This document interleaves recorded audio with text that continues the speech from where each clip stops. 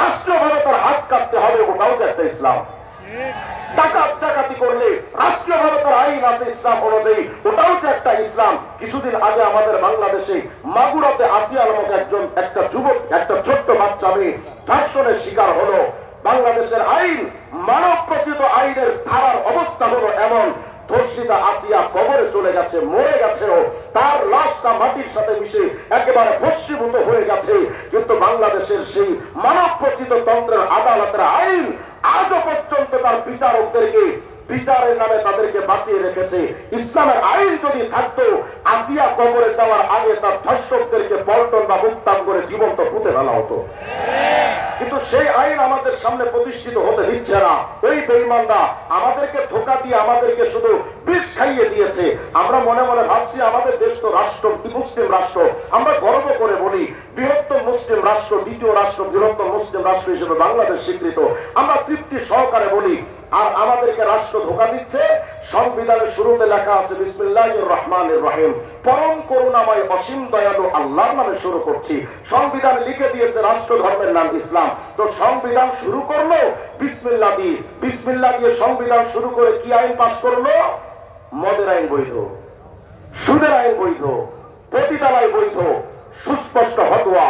আল্লাহর নামের সাথে এই ইস্তেহজা, এই ঠাট্টা বিদ্রুপ যারা করে বিসমিল্লাহ শুরুতে দিয়ে তারা মদের আইন বৈধ করেছে, পতিতালয় বৈধ করেছে। ও যত বড় আইনবিদ হোক না কেন, ও মুসলমানের জাত হতে পারে না। অথচ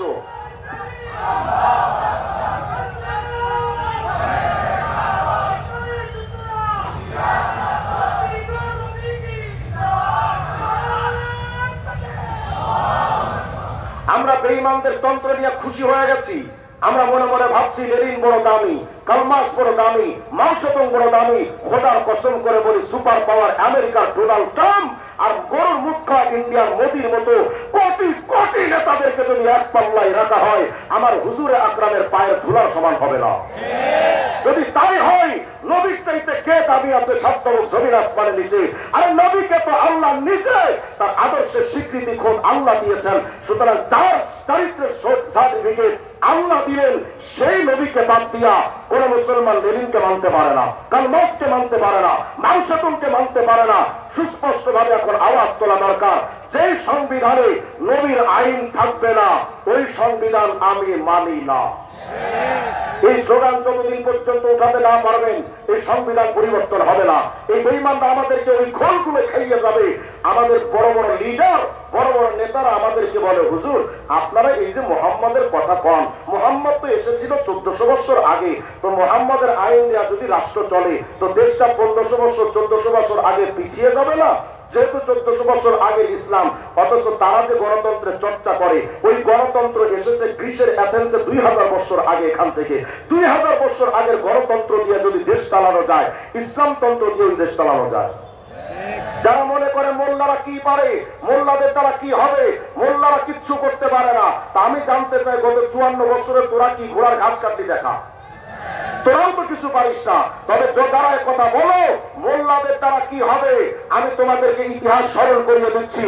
1400 বছর আগে মোল্লা আবু বকর সিদ্দিক, মোল্লা ওমর ফারুক, মোল্লা উসমান যুন্নুরাইন, মোল্লা আলী, মুআবিয়া, রাসূল আরবির মতো মোল্লারা এমন একটা সমাজ গঠন করেছিল, যেই সমাজ জাহিলিয়াতের আধার কেটে একটা সোনালী সমাজ উপহার দিয়েছিল। সেই ইসলাম পৃথিবীর যেই প্রান্তে প্রতিষ্ঠিত হয়েছিল, সেখানেই শান্তি প্রতিষ্ঠিত হয়েছিল। এটা শুধু ইতিহাসের পাতায় সীমাবদ্ধ নয়। যারা বলে মোল্লারা কি পারে, তাদেরকে চ্যালেঞ্জ করে বলি, টাকা দেখতো মোল্লাগুলোর দিকে আফগানিস্তানে সামান্য কতিপয় টুপিওয়ালা পাগড়িওয়ালারা এমন একটা রাষ্ট্র গঠন করেছে, ওই আফগানিস্তান এখন চুরি নাই, ডাকাতি নাই, জেলা নাই, শান্তিতে যদি নোবেল পাওয়ার যোগ্য কোন রাষ্ট্র থাকে একমাত্র আফগানিস্তান।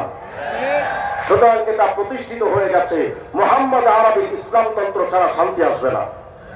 আমরা মনে মনে ভাবছি এদের দিয়ে শান্তি আসবে। আমরা মনে মনে ভাবছি লেনিন তো অনেক দামি মানুষ, কালমার্ক্স তো অনেক দামি মানুষ, তারা তো বিশ্ব নেতা ছিল। আরে বেটা, যেই লেনিন কালমার্ক্স বিশ্ব নেতা ছিল, আর আমার মোহাম্মদ রাসূলুল্লাহ তো পুরা জাহান, পুরা জগৎ, পুরা সৃষ্টি জগতের নেতা।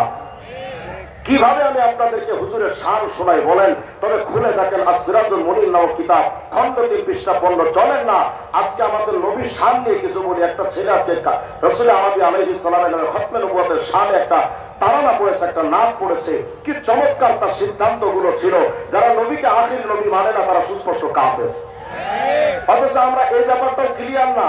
অনেকে মুসলমান এখানে আছে কাদিয়ানীদের আকীদা পর্যন্ত জানে না, রাসূল আরবীকে তারা চিনে না, খতমে নবুয়তের ব্যাপারে এরা জানে না। অথচ তাদের এটা জানা দরকার ছিল, আমার নবী এত দামি, ওই নবীর পরে অন্য কোন নবীকেও মানা যায় না। আরে কার মানা যাবে? আমার নবীকে তো আদম পর্যন্ত মেনেছে, আমার নবীকে তো খলিলুল্লাহ ইব্রাহিম পর্যন্ত মেনেছে। আমার নবীকে মানতে এই আখিরি জামানায় কিয়ামতের আগে ঈসা ইবনে মারইয়াম নামক একজন নবী, জলিলুল কদর নবী, তিনি আসবেন ঈসা এই পৃথিবীতে। কিন্তু ঈসা নবী এসে নিজের ধর্ম পালন করতে পারবেন না। ঈসা নবী আমার নবীর মতো টুপি মাথায় দিবেন, ঈসা নবী আমার নবীর মতো দাড়ি রাখবেন, ঈসা নবী আমার নবীর মতো পোশাক পরবেন, ঈসা নবী আমার নবীর শরীয়ত মানবেন। এটাই সুস্পষ্ট। আল্লাহর সত্য নবী ঈসাও যদি আমার নবী ছাড়া অন্য কিছু মানতে না পারে, তাহলে এই জামানায় মির্জা কাদিয়ানীর কুলাঙ্গার উম্মতেরা মির্জা কাদিয়ানীকে মেনে মুসলিম যে দাবি করে, ওদের শিক্ষা একমাত্র জুতা পিটা। নবীকে মানা যায় না অন্য কাউ, আমার নবী ছাড়া আর কাউকে মানা যায় না। চলেন না আজকে আমার নবীর শান আপনাদেরকে একটু শোনায়, আমার নবী কত দামি ছিলেন। খোলেন আসিরাজুল মুনির নামক কিতাব, খণ্ড 3 পৃষ্ঠা 15। আল্লাহর হাবিব যখন মেরাজে যাবেন মসজিদে হারাম থেকে মসজিদে আকসা, হুজুরের সাথে ছিলেন হযরত জিবরিল আমিন আলাইহিস সালাম।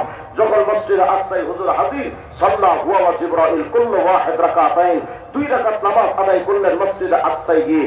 জিবরাইলও পড়লেন, নবীও পড়লেন। 2 রাকাত নামাজ আদায় যখন হয়ে গেল, জিবরিল আমিন তাকায় দেখলেন মসজিদে আকসায় তো আমরা এখন এসেছি, কিন্তু মসজিদে আকসায় কোনো লোকজন তো নাই। কারণ রাত্রবেলা মসজিদে আকসায় কে বা থাকবে? হুজুরকে স্বাগতম জানাবে, সালাম দিয়ে মারহাবা জানাবে, এমন কোন লোক মসজিদে আকসায় নাই। কি করা যায়? হযরত জিবরিল আমিন দেখলেন কাউকে না কাউকে তো দরকার। ফাআযানা জিবরাইল আল মালায়েকা, জিবরিল আমিন এবার ফেরেশতাদেরকে ডাক দিলেন। ওয়া নাযালাত মিনাস সামা, আসমান থেকে কাতারে কাতারে ফেরেশতারা নেমে আসলো। ওয়া হাশারা লাহু জামিআল মুরসালিন ওয়াল আম্বিয়া, সমস্ত নবীগণ হাজির, রাসূলগণ হাজির। মুহূর্তের মধ্যে পুরা মসজিদে আকসা লোকে লোকারণ্য হয়ে গেছে।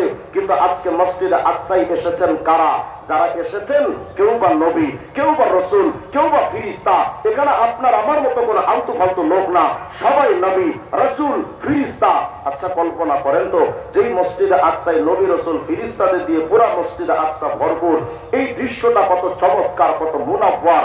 এমন দৃশ্য আল্লাহর হাবিব তাকিয়ে দেখছেন। ফাআরাফান নবী আন নবিয়্যিন, আপনার আমার নবী তাকালেন, তাকিয়ে চিনতে পারলেন।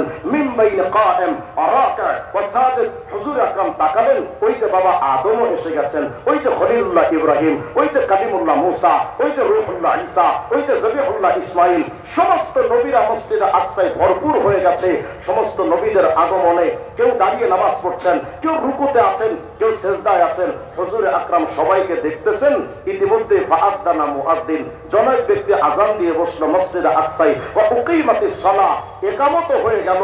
আযান ইকামতের পর ফাকামু সুফুফা, সবাই কাতারবন্দি হয়ে দাঁড়িয়ে গেলেন। যেহেতু আযান ইকামতের পরে জামাতের শুধু নামাজটা বাকি থাকে, সবাই জামাতে দাঁড়িয়ে গেছেন।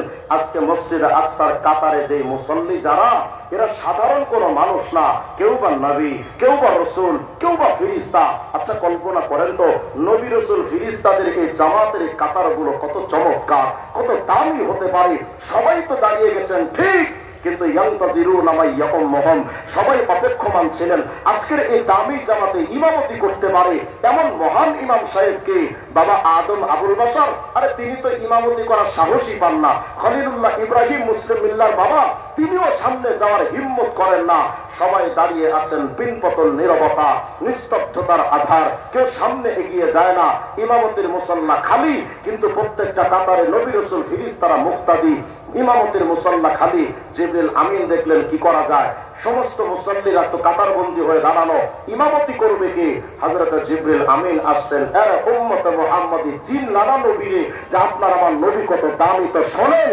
আল্লাহর হাবিবকে যখন দাঁড়িয়ে আছেন আদম, ইব্রাহিম সবাই দাঁড়ায়া, হযরত জিবরিল আমিন এসেছেন আপনার আমার নবীর কাছে। ফাআখাযা জিবরাইল বিয়াদিহি সাল্লাল্লাহু আলাইহি ওয়াসাল্লাম ফাকাদ্দামা, আপনার আমার রাসূলের হাতটা ধরে জিবরিল আমিন বলছেন, ওগো আব্দুল্লাহর পুত্র মুহাম্মদ, আজকের এই দামি জামাতে ইমামতি করতে পারে আরে এমন মহান যোগ্যতা আর কার আছে?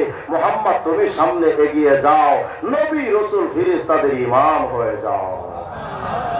আপনার আমার নবী তো সমস্ত ফেরেশতাদের ইমাম, নবী এবং রাসূলদের ইমাম, সমস্ত জাহানের ইমাম। আরে ওই নবীকে আপনি আমি চিনতে পারলাম না, তো এই জগতে না চিনেন, চিনবেন তো একদিন। খোলেন না সহিহ বুখারীর 2412 নম্বর হাদিস। হুজুর বলেছেন, জানো না, ফাইন্নান নাস ইয়াসআকুনা ইয়াউমাল কিয়ামা, কিয়ামতে ইসরাফিলের সিংহায় ফুৎকার দিলে সমস্ত মানুষ তো বেহুশ হয়ে যাবে। চিনলা না আমি মুহাম্মদকে, ফাআকুনু আউওয়ালা মান তানশাক্কু আনহুল আরদ, এই জমিন ফেরে সর্বপ্রথম কিয়ামতে যিনি উঠবে তিনি আর কেউ না, আমি মুহাম্মদ রাসূলুল্লাহ। খোলেন জামে তিরমিজি